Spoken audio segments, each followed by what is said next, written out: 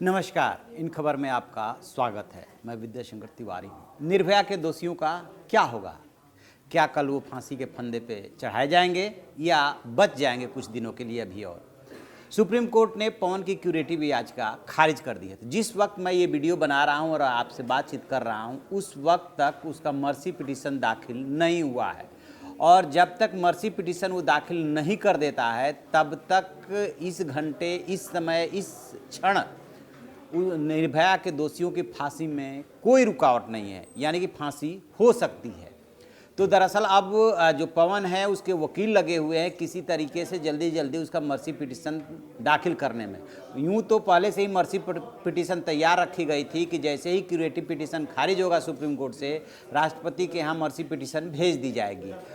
लेकिन चूंकि औपचारिकताएं कुछ होती हैं, उन औपचारिकताओं को पूरी करने की खबर आ रही है, लेकिन अभी तक वो दाखिल नहीं हुई है। और कोई यदि मर्सी पिटीशन दाखिल नहीं है तो जो लोअर कोर्ट ने पिछले दिनों डेथ वारंट जारी किया था कि 3 मार्च की सुबह 6 बजे उनको फांसी दी जाए, उसमें फिलहाल इस क्षण में कोई रुकावट नहीं है।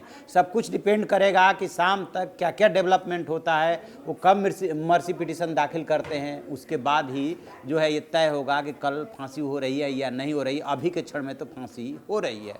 दूसरी बात ये थी कि अक्षय जो है वो लोअर कोर्ट में गया हुआ था, यानी कि पटियाला हाउस कोर्ट में गया था ये बताने के लिए कि जो उसकी मर्सी पिटीशन राष्ट्रपति ने खारिज की थी, उस मर्सी पिटीशन में तथ्यात्मक गलतियां थी, पूरे तथ्य नहीं दिए गए थे, लिहाजा वो फिर से मर्सी पिटीशन दाखिल किया है राष्ट्रपति के पास। इसलिए 3 मार्च की सुबह 6 बजे जो फांसी का टाइम मुकर्रर किया गया है उसे जो है एक्सटेंड कर दिया जाए, उसको जो है आगे बढ़ा दिया जाए। लेकिन वो भी उसकी पिटीशन जो है खारिज हो गई है लोअर कोर्ट से।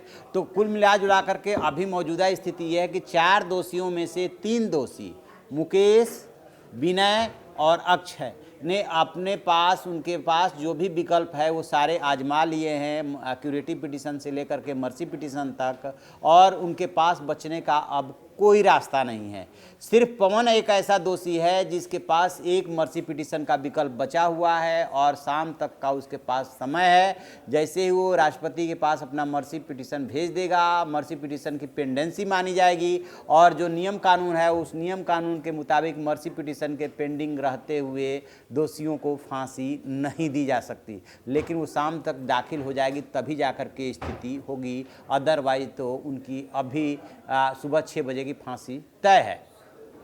इस बीच डेवलपमेंट जो हुआ है कि उधर से तिहाड़ जेल प्रशासन जो है तैयारियों में जुटा हुआ है कि किस तरीके से इन जो है दोषियों को फांसी दी जाए, क्योंकि 4 दोषियों को एक साथ तिहाड़ में कभी फांसी नहीं दी गई है, इसलिए फांसी देने के लिए तैयारी करनी पड़ती है। उसी हिसाब से जल्लाद, उसी हिसाब से फंदे, उसी हिसाब से डॉक्टर, मजिस्ट्रेट वगैरह वगैरह जो भी मौजूदगी होती है सब कुछ करना पड़ता है। तो देखते हैं कि शाम तक क्या डेवलपमेंट होता है। जैसे ही कोई डेवलपमेंट होगा हम आपको बताएंगे। आप देखते रहिए हमारा डिजिटल चैनल इन खबर। Thank you.